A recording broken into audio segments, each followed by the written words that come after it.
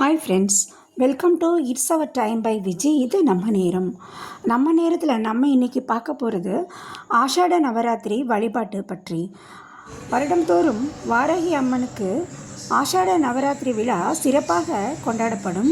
இவ்வருடம் 15/7/26 முதல் 23/7/26 வரை இது நடைபெறுகிறது. ஒவ்வொரு நாளும் வழிபட ஒவ்வொரு பலன் கிட்டும்.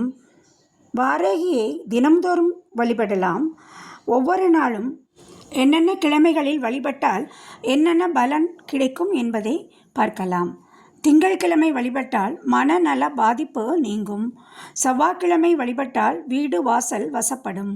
புதன்கிழமை வழிபட்டால் கடன் தொல்லை நீங்கும்.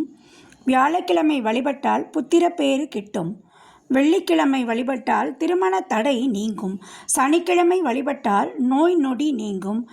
ஞாயிற்றுக்கிழமை வழிபட்டால் ஆயுள் ஆரோக்கியம் மேம்படும். எல்லா நாளும் வழிபட எல்லா வளமும் நமக்கு கிட்டும்.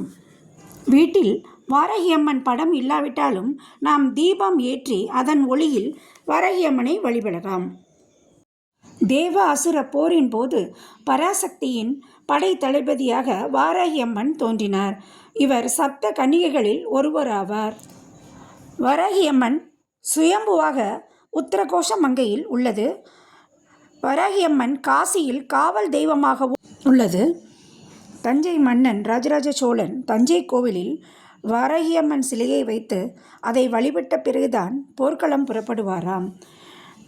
வாராகி அம்மனை பஞ்சமி நாளில் மஞ்சள் மாலை, செவரளி மாலை ஆகியவற்றை சாத்தி நாம் வழிபடலாம்.